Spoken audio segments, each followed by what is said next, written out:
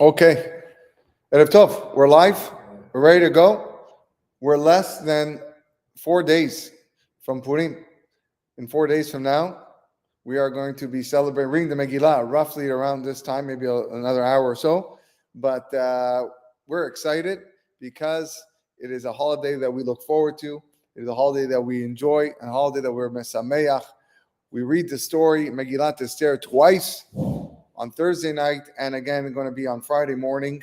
And today, I want to share some chidushim, some insights on the Megilat Esther. A whole bunch of little thoughts and ideas. Some of them are connected, but no question, something that we can learn from as we all try to find new and wonderful insights on this incredible story of Megilat Esther.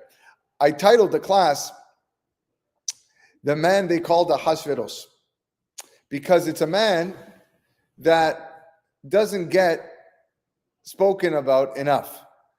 Now, don't get me wrong, Ahashverosh was not a good man, and and we're going to see that as what we speak about today. The emphasis on evil in the story of Purim is generally on Haman, and for good reason. Haman was an evil man. He was the one that clearly in the Megillah was out for the annihilation of Jewish people. He is somewhat a descendant of Amalek, depending on how you took my speech this past Shabbat and whether it was he is or not, but he definitely held to the ideology of Amalek, and he gets that claim to infamy of being the evil man of the story. And people forget about Ahashverosh. People don't talk about Ahashverosh. And the reason why they don't talk about him is because from the Megillah itself, you don't know much about him. You actually think of him as this imbecile type of guy that doesn't really know what's going on. And you don't perceive him as an evil man, but indeed he is extremely evil. And the question I ask this to a lot of people, is why is that the case? Why does the Megillah not speak about Ahashverosh, as we're going to see in all of his horrible things that he's done? And the answer is very simple. Because at the end of the Purim story, Ahashverosh is still around. This is not a man an evil man that dies like Haman. He's still there. He's still married to Esther. And Mordechai, a Yehudi, writes the Megillah for everybody to know. He writes this Igeret. He writes this letter that everyone's going to read for generations. How do you think it's going to look if Ahashverosh reads this and Mordechai is trashing him and saying how evil of a man he is? Obviously not good. So Mordechai had to censor what he wrote about this king. It's just an obvious fact. He had to censor. He was still the king at the time. So he probably didn't write what he really wanted to write, the feelings about this man, this king Ahashverosh. But you should know that the Gemara and the Midrashim are not afraid of anybody. And they say, now that Ahashverosh is long gone, let us tell you a little bit about this man and how awful of a human being he was. The first glimpse of the description of Ahashverosh we find is in Masechet Megilat, Daf Yud Aleph Amud Aleph. The Megilat tells us that why is he called Ahashverosh? His name was not Ahashverosh. His name was Xerxes. That was his official name. Ahashverosh, Ahasuerus, okay? That's how he translated in Art Scroll and other things, but that wasn't his real name. So why is he called Ahashverosh? So Rav says because he was the brother, he was the Ach of the Rosh, Ach of the head. And he copied his brother. Now, who's his brother? It's actually not his physical brother, but it's a brother who he shared ideas with, and that is Nebuchadnezzar. Nebuchadnezzar Rasha, the Babylonian emperor or guy in charge who eventually destroyed the first temple.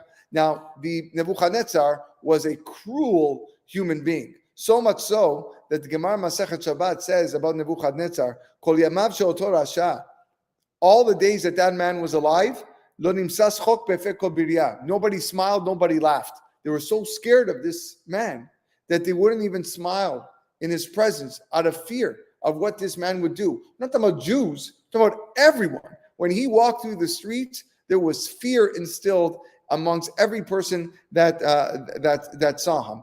Even to the fact when after a person after he died, they still feared him. The Gemara says, "B'sha'ah sheyarad oto rasha legeinam." After Nebuchadnezzar descended to Geinam, ra'ashu kol yordei Geinom. Even those in hell were trembling. They were afraid. Why? Shema limshol alehem huba. Because now we couldn't even avoid him, and now he's with us over here. We're done. In hell, it's going to be worse. This is how cruel a man Nebuchadnezzar was. And Ahashverosh was his brother. He was Achiv. He followed and wanted to copy everything that Nebuchadnezzar wanted to do. Megilat says, "Hu harag v'hu bikesh larog." Nebuchadnezzar murdered, and Ahashverosh wanted to murder. Hu echeriv, Nebuchadnezzar destroyed. Hu bikesh lachariv, and he wanted to destroy. And that's Rav's opinion. Shmuel says, you know why he's called Ahashverosh? Shehusharu penehem shel Yisrael beyamav kishule kedera, because he blackened the face of the Jewish people like the bottom of a pot. Like that's how in distress they were in his life, that the people had no color to their skin. It was almost as if they were dead. Rabbi Yohanan says, Kol shezochro omer ach lerosho.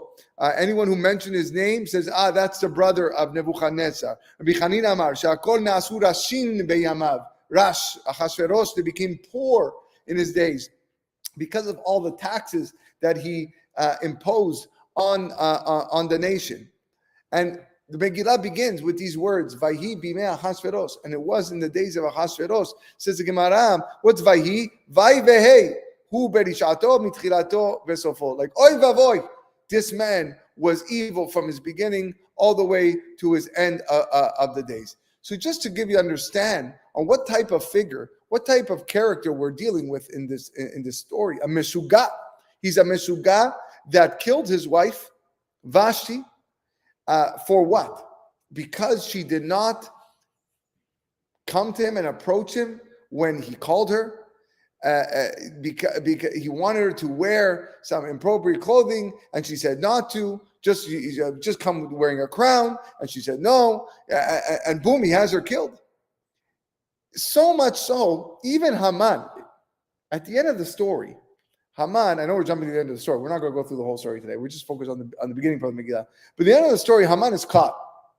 Okay? And Esther says he's the guy. He's the guy that wants us all dead. Who does Haman go to try to get himself out of this? Esther. He goes to Esther, please help me. Save me. Why does he go to Ahashverosh's best buddy? His best friend. This is the guy who gave him the ring. This is the guy who gave him all the power in the world. You would think that, but the Pasuk says, Haman amad levakesh nafsho me'eser al makah. He went to Esther because he didn't want to look at the guy. This guy is crazy. He's meshuga. You don't know what he's going to do. And this is the crazy person. This is the metoraf that HaKadosh Baruch Hu puts in charge in this moment of this story. Over 127 countries, mehodu ve'ad kush. There was never anyone such a lunatic as Ahashverosh. And now he is in charge of the entire world. He doesn't even know what's going on in his own house, let alone in the countries. Imagine you had a president or prime minister that ruled you, and he had no idea what was going in your country. This was the man. This was the man. And it goes on. He makes the capital city Shushan. Shushan was not the capital city. Shushan was like Sudbury, Ontario. That's what Shushan was. It was a town. It was a walled city, but it wasn't any major metropolis. But he made it a capital city. The Midrash explains why. What happened? On the pasuk, Keshevet HaMelech Ahashverosh al kiseh machuto. He was like sitting on his throne, Beshushan Habira. The Vilna Gaon explains that it wasn't a bira, it wasn't a capital city, but Ahashverosh wanted to forget his past. Ahashverosh didn't have a good past. He was a guy that worked in the stables. He used to watch horse. He used to tend to horses. This was his job. He got this malchut, this kingdom by fluke. Okay, so he wanted to build a chair, a throne that he could, sit on as now that he's king, and he wanted everybody to know that look at this throne. The only place that they had craftsmen, skilled craftsmen, to build such a throne was Shushan. It was known, like Hamilton is the steel city, so Shushan was the throne city. That's where everybody built the big chairs, the furniture city. Okay, now he built this gigantic throne, and the problem was he couldn't transport the throne. It was stuck there. It was so heavy he couldn't move it across city to city. So what was he going to do? Brilliant idea. I'm going to make Shushan the capital. Shushan and Sudbury now is going to become the capital of the country. Okay, and this is where I'm going to sit. All why? So that the throne should stay there. But what's the truth? Behind the scenes, HaKadosh Baruch Hu is planting the Geulah. Because who lived in Shushan? Mordechai. Mordechai Yehudi was the one who lives in Shushan. Ish Yehudi Haya beShushan Abira. That's where Mordechai was there. So instead of transferring Mordechai to wherever Ahashverosh was going to be, God transfers Ahashverosh and all of his buddies to where Mordechai lives. And how much we need to recognize and praise HaKadosh Baruch Hu for this alone. The Megilat tells us that on that night when Mordechai sends Esther to attempt to save the lives of the Jewish people, and she wasn't sure whether or not he was going to accept it. Pasuk says, the king sees Esther sitting in the garden. All right, he found grace in his eyes. She found grace in his eyes. Says the Gemara, says the Midrash,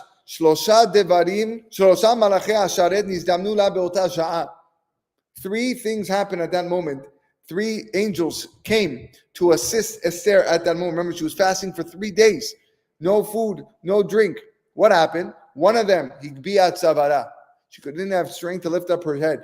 So an angel came and lifted up her head.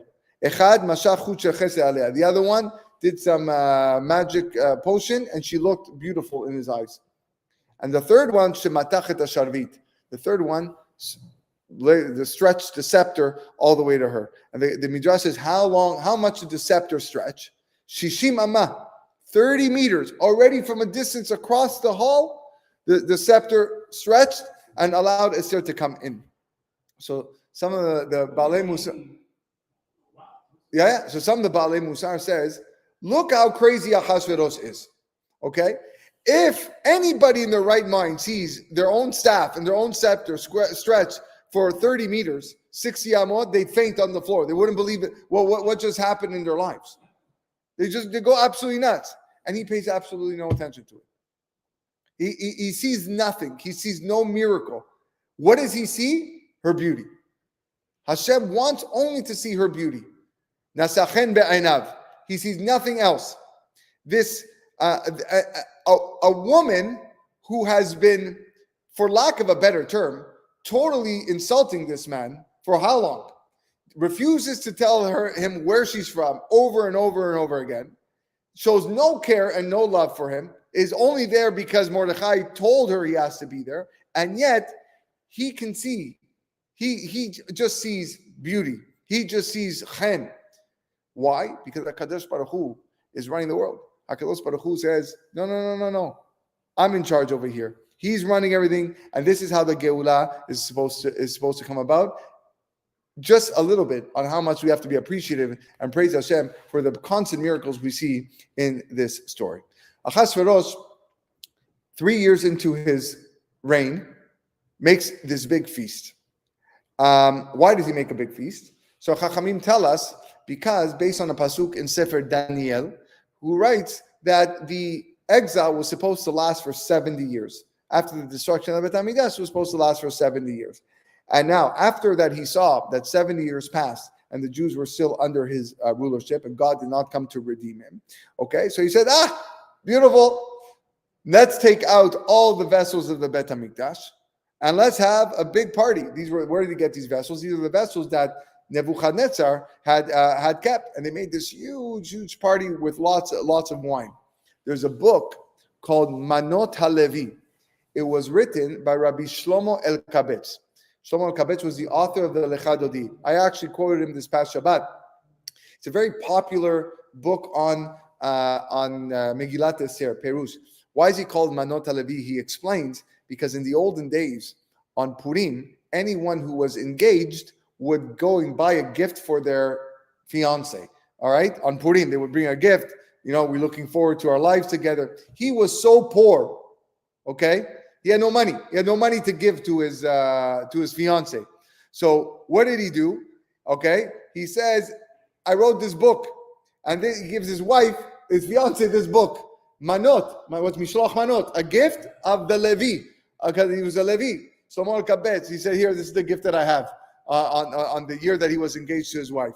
Anyways, there in the book, he writes the source on how Ahashverosh got all of his money. And he says, Nebuchadnezzar was super rich man, super rich, and he got all the spoils from the Jewish people, but he was also super stingy. He did not want to give away any of his wealth. So what did he do when he was about to die?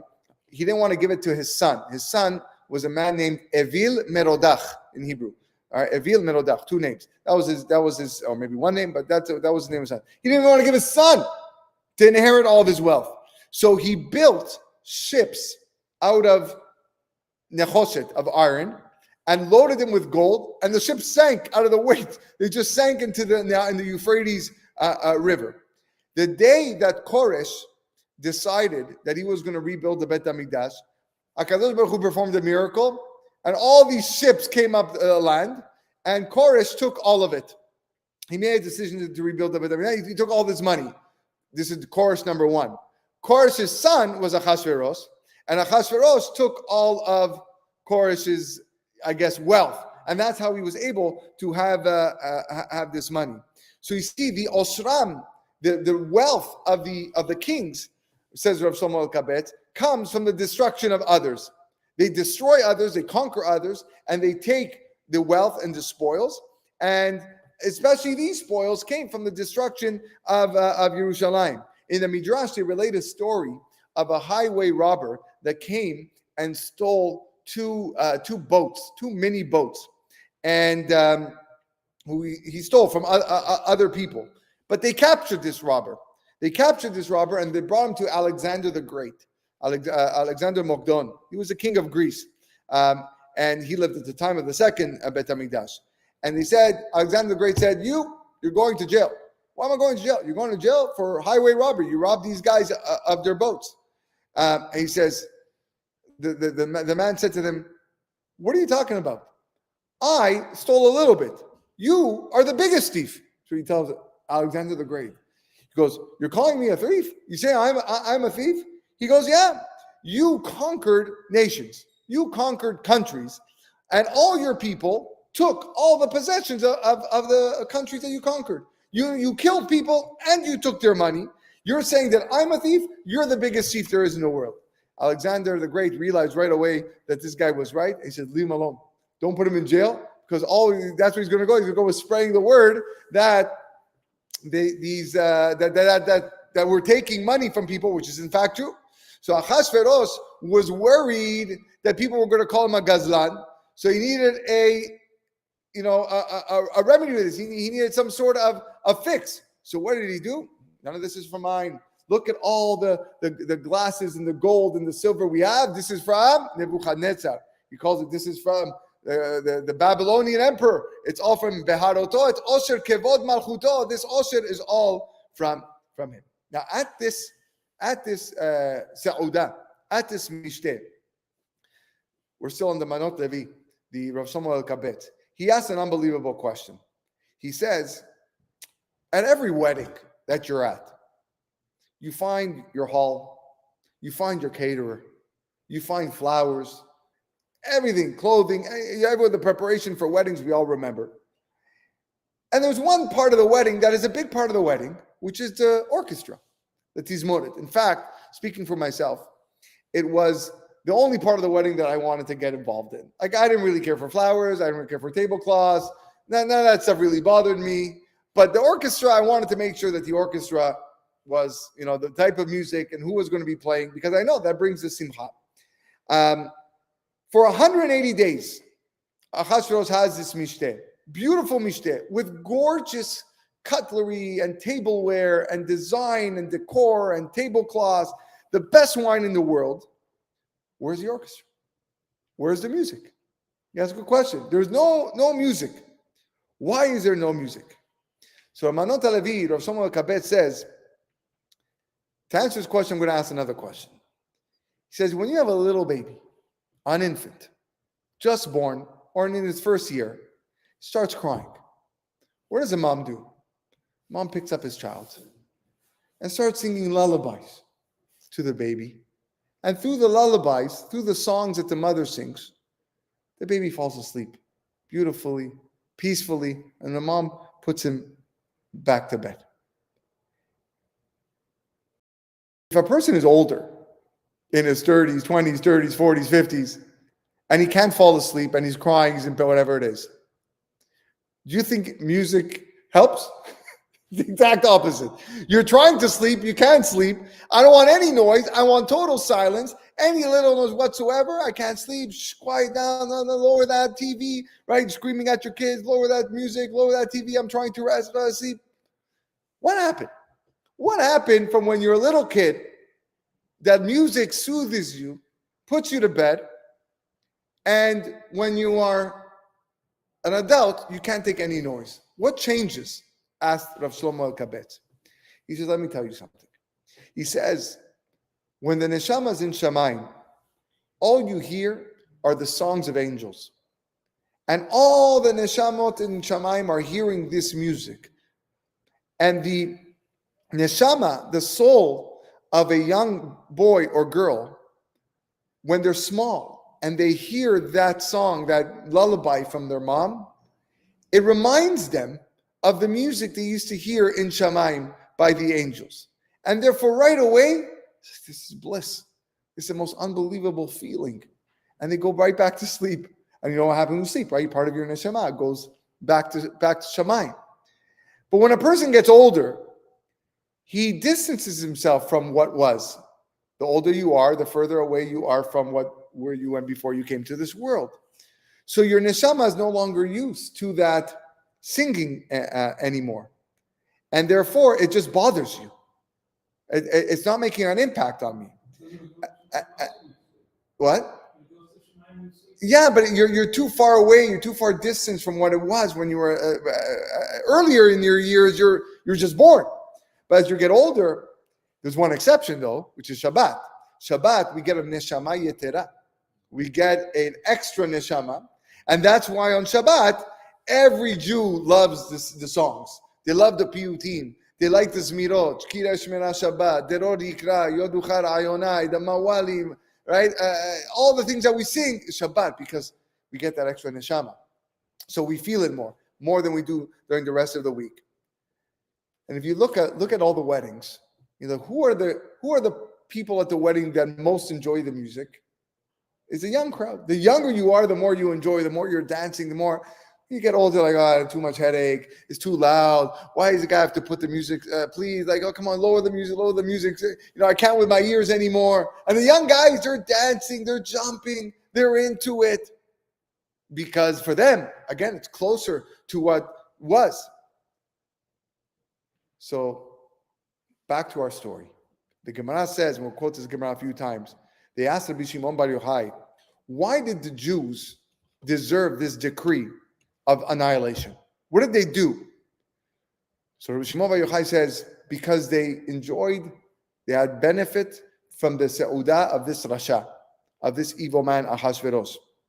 The purpose of Ahashverosh was to get them to do something that was going to cause their annihilation. We're going to get to this question later. And so he wanted them to enjoy the Seudah. Ahashverosh was a very, very clever man. And he was worried, if I bring a tizmoret, if I bring an orchestra to the Seudah, what's going to happen? They're going to hear the music, they're going to hear the shira, and they're going to enjoy the music, and they're not going to enjoy the Seudah because they're going to be so much involved in the music. So that's why I said, everything I'm working for, my whole goal and purpose and objective is going to go out the window because they're not going to enjoy the food, they're not going to enjoy the Seudah, they're going to enjoy the music. I'm going to start dancing with the music. So that's why Dafka on Purim, what do? We sit around the table and we sing.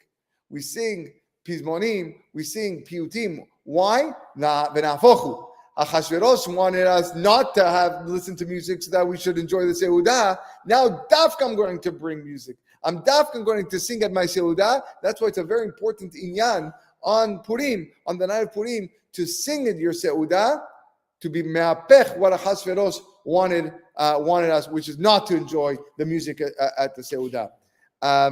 There's another answer that the Al-Shich HaKadosh brings. He says, Al-Shich HaKadosh says that Ahashverosh caused us, he wanted us to enjoy the Seudah with 4 out of our 5 senses. With our smell, with our nose, with the smell, he made us sit in the Hatzar Beito, in the garden. And when you're in the garden, you're among trees and flowers that you can, spring is in the air. Here in Canada, today we felt it. Spring is in the air. You know it's coming, and the flowers blooming. So the part of the enjoyment of the Seudah was with the chus of the reyach, which is the sense of smell. What about the re'iyah, with our eyes?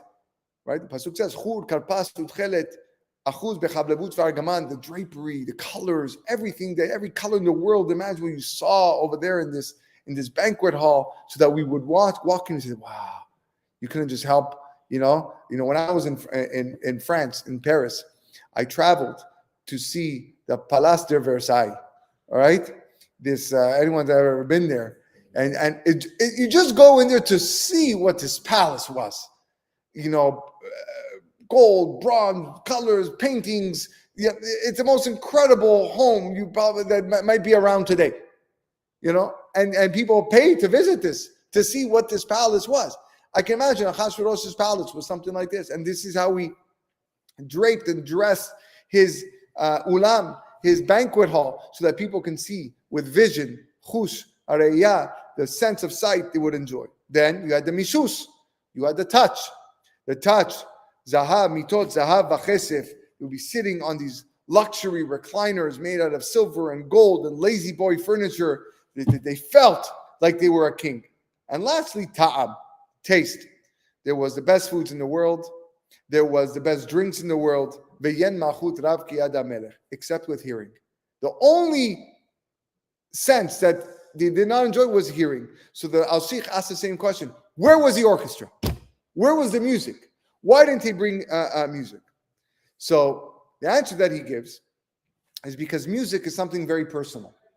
And the Seudah was meant to be made la'asot kirtzon ish va'ish, according to the will of every person.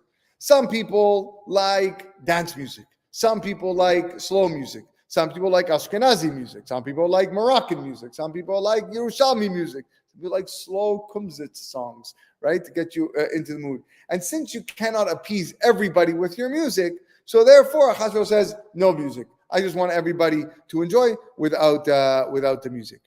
So now look at the Hidush of the Al-Shich. How this idea, what Ahashverosh thought that he was going to appease every person by not bringing music, actually was the Kickstarter for the Geulah. Because as we know, HaKadosh Baruch Hu is makdim the refuah to the makkah. HaKadosh Baruch Hu always brings the healing before the malady. The remedies before the malady. You think that I'm sick and now I need a healing. The healing's already there. The cure is already there. How so? Well, look what the pasuk says. After all these things, Haman was raised. What does it mean after all these things? So the Midrash says, after HaKadosh Baruch Hu already set in motion the Geulah, the healing that was going to come. Because HaKadosh Baruch Hu won't give a makkah, he won't give a plague if the Geulah is already set in place. The fact that there was no tizmoret, the fact that there was no orchestra, was the beginning of the Geulah. Because in order for the Jews to be saved, we needed Esther to be queen. In order for Esther to be queen, we needed Ahashverosh to kill Vashti. In order that Ahashverosh killed Vashti, she needed to refuse his request. In order for her to refuse his request, he needed to have a discussion and an argument among all of his ministers that were present there at that time. And Ahashverosh commanded her to come, and she refused to come. But if there was a tizmoret, if there was music and an orchestra playing, you wouldn't be able to hear the discussion. You wouldn't be able to hear the conversation or the fight among the ministers. What should we do with her for refusing and disobeying the command? How would Mehuman, Bizda, Harvona, Bikta, Vavakta, Zeta, Vecharkas, all these people that the Megilat mentions, how could they have that argument if no one's paying attention to them? You ever sit at a wedding and try to have a conversation on the table? This was at that moment, at that Suda, at the same time. You're at a wedding, you're sitting at a table, the music is blaring. Can you even hear what your friend's saying? You can't hear. You're yelling. Even when you're yelling, you can't hear. So, HaKadosh Baruch Hu is putting in place no tizmoret. Why? So that we could hear the discussion. And if you hear the discussion, Ahashverosh says, okay, I'm going to agree with Haman. And by agreeing with Haman, I'm going to kill Vashti. Now I kill Vashti, bring in Esther, and the rest is history. That's the answer of the Al-Sheikh. As we said, we call in the Gemara that they asked Rabbi Shimon Bar Yochai, why is it that they deserve kelaya? Why do the Jewish people deserve annihilation? So the Rabbi Shimon Bar Yochai says, because they were neheneh from the seudah. They enjoyed from that seudah. So Rabbi Shimon Bar Yochai says, sorry, I take that back. Rabbi Shimon answered, "You tell me why. Why did they deserve?" And he said, "Because they deserve they took benefit from the seudah." So Rabbi Shimon Bar Yochai told the students, if that's the case, then why is the whole Jewish population? Only the Jews living in Shushan should be the ones that are punished. Why are you punishing all the Jews across all 127 provinces? So they answered him, okay, Rabbi, you tell us. What's the answer? So he said, because the Jews bowed down to the image of Nebuchadnezzar. Erected was an image of Nebuchadnezzar, and the Jews bowed down. So the students heard this. They said, well, if that's the case, are we showing favoritism? Then they deserve to die. If you're bowing down to an image of Nebuchadnezzar, then why is God coming to save them? He should wipe them out. Good question, yeah? So Rabbi Shimon Bar Yochai answered, Hem lo asu ela lefanim. They only bowed down outwardly. They didn't really intend to worship it. They were like just doing it out of fear. So HaKadosh Baruch Hu also acted with them outwardly and only wanted to instill fear in them. But it wasn't a decree that was going to wipe them out. It wasn't actual avodah zarah. They only bowed down out of fear. So God said, I'm just going to scare you. That was Rabbi Shimon Bar Yochai's answer. So Chachamim say we learn from here a very important lesson. Sometimes we perform averot, we perform sins, and a person might do this averah only outwardly. Doesn't really intend to do it, but he justifies himself. Well, I didn't really mean to do it. I didn't have that kavanah, so what I did really wasn't so bad. And there's nothing really wrong by doing this, even though my intent was not so. HaKadosh Baruch Hu is showing this generation, or the generation of Purim, what it means to do an averah outwardly. That I'm going to do something to you where you're not going to be able to sleep at night. Where there's going to be a decree of a man calling out for your death and destruction. And I want to see how you're going to be going about your day-to-day life and what's going to happen. And even after if you pay attention, even after everything seems to be done, HaKadosh Baruch Hu is still k'viachol laughing upstairs in this outward decree. Once the decree was sent out, Mordechai and Esther find out. What do? Everyone's going to fast for 3 days. right? Everyone's going to fast for 3 days. These 3 days happen to be over the holiday of Pesach. Already on day number 3, that's when Esther goes into Ahashverosh's palace, and the next day they have Suda with Haman, and Haman is killed. Already. 4 days and Haman's a dead man. And Esther goes to the Ahashverosh with Mordechai to plead for, let's write new letters, because these Haman's letters are out. Let's write new letters so that we can nullify the decree. But Ahashverosh says we can't do it. What's written is written. So the first messengers are still going out to the 127 countries, delivering the first letter of Haman, and Haman's already dead. So think about this for a moment. In Shushan, Mordechai already went on a horse with wearing king clothing. This is before Haman's dead. Everyone's celebrating Mordechai as this amazing guy. Within a couple days, Haman's a dead man. And the rest of the nation is just receiving letters that the Jews are about to be destroyed. They're all mourning. They have no idea what's going on in Shushan.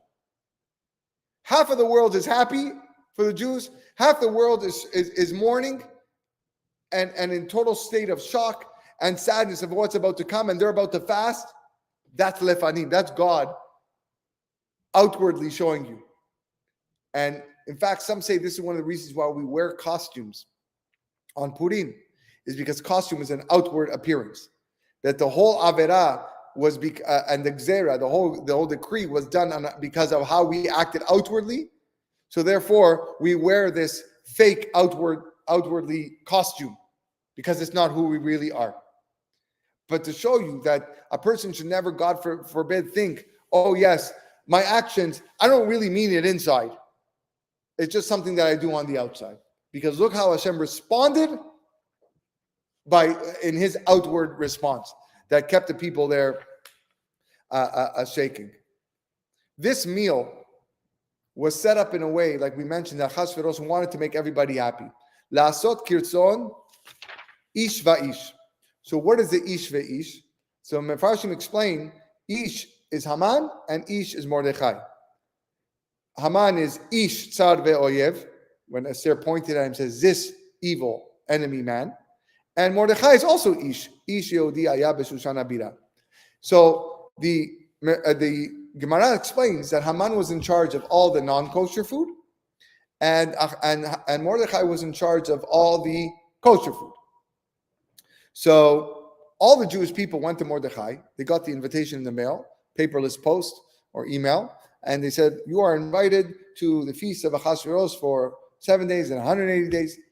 And they go to Mordechai. Mordechai, you're the leader. Do we go or we don't go? And Mordechai says, you don't go. Don't go to this feast. Still, the Midrash says 18,500 Jews attended that feast. 18,500. The Mefarshim ask, if the food is kosher, then what's wrong going? We said Mordechai was in charge of the kashrut. He was the hashgacha. He made sure that there was kosher food because he wanted one. So why was it gzera? Why was it so bad the Jewish people went if they had kosher food? Leads us back to the question that they asked Rabbi Shimon Bar Yochai. And Rabbi Shimon Bar Yochai asked, okay, so students, tell me, what was the problem? So they said, nehene. They enjoyed from the seudah. So we see from here, from this conversation with Rabbi Shimon Bar Yochai, sitting at that meal and enjoying that meal was enough of a reason for at least the Jews of Shushan to be annihilated. Yes, Rabbi Shimon Bar Yochai then asked, but what about the rest of the Jews in the world? But Rabbi Shimon Bar Yochai agreed that the Jews of Shushan deserve to be annihilating for sitting over there. Why? Why have this decree of annihilation for sitting at a seudah? The Gemara Masechet Avodah Zarah brings a story. The Gemara says that Rava once brought a korban to a goy named Bar Sheshach. And he knew that the goy was not going to bring this korban to his idolatry. Anyways, when he went to bring the animal, he found this Bar Sheshach sitting in this bed of roses, garden of roses, surrounded by women dressed inappropriately, and who knows what he was doing with these women. The goy asked Rava, do you have such an oneg, a pleasure like this in Olam Haba, in your Olam Haba? Do you think you have such oneg? And Rava answered him that the oneg, the enjoyment and the pleasure that I'm going to experience in the next world is much bigger than this oneg. So the goy looks at Rava, he says, come on, kidding me? Look what I'm experiencing right now. So Rava says, let me tell you why. Because you have pachad ha-malchut. You fear the kingdom. Even as you're sitting right now, you fear the kingdom. In Olam Haba, in the next world, there is no fear of a king down on earth. So the goy says, what kingdom do I fear? What kingdom do I fear? The Gemara explains that immediately a guy came knocking onto the door of this Bar Sheshach and says that the king wants to talk to you. The king wants to talk to you. And on his way out, he looked at Rava and he said, he actually gave him a compliment. He says, the eye, hamit'ava lirot ra'atchem te'aker, the eye that desires to see your evil shall be uprooted. Because I see that God fulfills your request. And Rava answered, Amen. And to that Amen, the Gemara says, immediately his eye, the eye of Bar Sheshach, uprooted from his actual eye socket. And then, because he himself wanted to see the evil amongst the Jewish people. You can't enjoy life when you fear the king. And that was what Rava was trying to transmit to this man. You think you're enjoying life, but on top of you, you have a fear for the king. Imagine you're sitting down at this amazing meal. You're at a restaurant and you're enjoying beautiful steak dinner with very expensive wine. All the luxury, beautiful, I'm telling you, the best food ever. All of a sudden, comes in member of the CRA or the IRS for those listening in the United States. And they come in and go, hi, Mr. Goldman? Yes. Hi, we're from the CRA. We have a few questions to ask you. So you're looking at him and you're like, I'm just in the middle. Oh, no. Go ahead. Enjoy your meal. We'll talk to you afterwards. You know what? Call us when you're done. Let me ask you a question. You think that guy's going to enjoy his meal? Not a chance. His whole meal, he's going to be like this. You know, thinking about the phone call that he now has to make to the CRA. Far-fetched? Okay, fine. Maybe they won't come knocking at a restaurant door. But it could very well be he received something in the mail that morning or that afternoon from a CRA. Hi, we're just looking into your finances. You're being audited. All of a sudden, the guy is freaking out. How can you enjoy your meal? How can you enjoy anything knowing that the government is on top of you? The reason why the people of Shushan were not punished because they joined the meal. Because the food was kosher. They were punished because they enjoyed the meal. Being part of the meal is one thing. Enjoying the meal is something else. You're seeing the kelim of the Beit HaMikdash in front of you. You feel like you're forced to be there. Said that you're forced to be there. But why enjoy? Why show the king that you really want to be? That shows that you don't have fear for the king above. That's what the Maharsha says. Maharsha is an unbelievable chidush. The Gemara asks, where do we see in the Torah Esther Malka? Where is Esther hinted in the Torah? So the Gemara asks, Anochi Aster Astir et Panai. I will hide my face. And the whole story of Megilat Esther is really Hashem hiding his face. Says the Maharsha, don't read it that way. When the Gemara asks, where do you see Esther in the Torah? What it's really asking is, where do we see the claim against the Jewish people during the era of Esther, during the generation of Esther? And the answer is, Ve'anochi haster astir.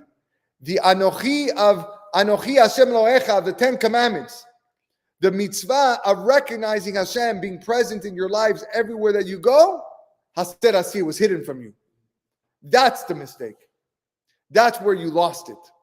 That you failed to recognize that there's Hashem above you, that there's Hashem watching over you, that you were able to go into a seudah and eat there and drink there, kilu God doesn't even exist.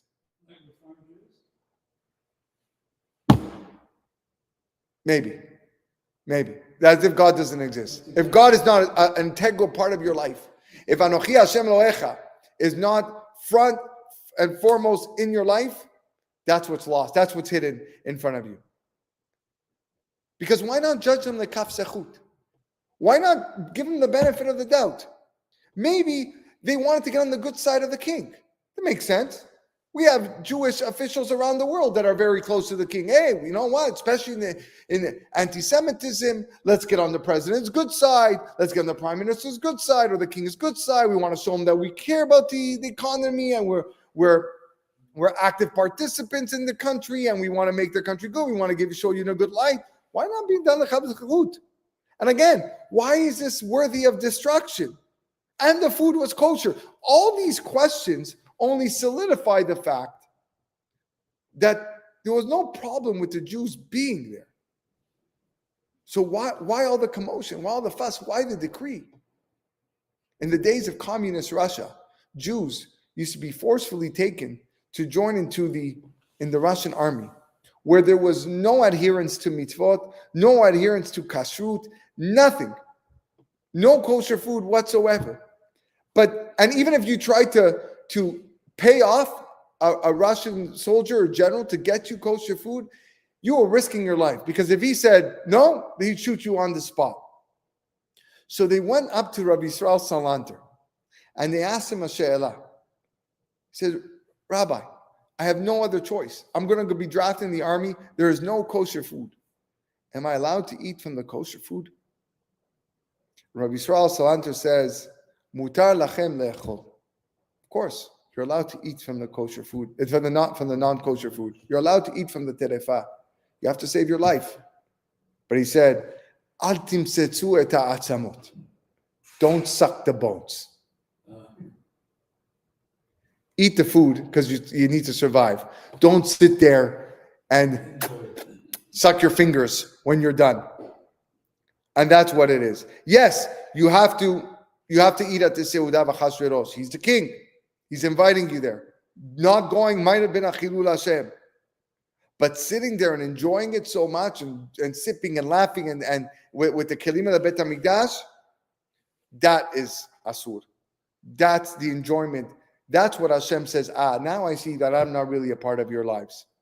And that's why the Gezerah came. So much so that if it wasn't for the teshuvah, if it wasn't for the fasting, who knows what would have been the end result. And that, I think, is one of the major lessons as we go. Many of us deal with, goyim on a regular basis. We have the government, we have our colleagues, we have work partners. There's goyim all around us. And sometimes we want to be respectful. And they come, let's go. Okay, said there, let's have a beer, whatever it is. But how far, to what extent? Is it to the extent that you totally forget about Kadosh Baruch Hu? If that's the case, that's a big problem. You had benefit and you enjoyed from that seudah of that rasha, that evil man, who the Megilat does not portray as an evil man, but he was evil. He was Ahashverosh, a man just as bad as Nebuchadnezzar. He just wasn't successful in doing so. So if we have these lessons in mind, we come this Purim, we sing our hearts away because we know that was the start of the Geulah, God putting his plan in motion. We recognize how holy we are, how lucky we are to have a God that cares for us, that is directing everything that we do, so that we can experience a Geulah. For that, Bezrat Hashem, we will be Zoche to the ultimate final Geulah. Bezrat Hashem soon, B'mena b'yameinu. Wishing everybody here a Chag Purim Sameach, and all of our listeners. Enjoy your time, enjoy your drinks, enjoy the Simcha. V'yayin yisamach levav enosh. The heart of a person is gladdened by the drinking of wine and meat and good food. because for the sake of Hashem, not for the sake of Oto Rasha. We'll be Zoche to Yeshua. Shalom, B'Menav Yameinu. Amen. Ken Yiratzon.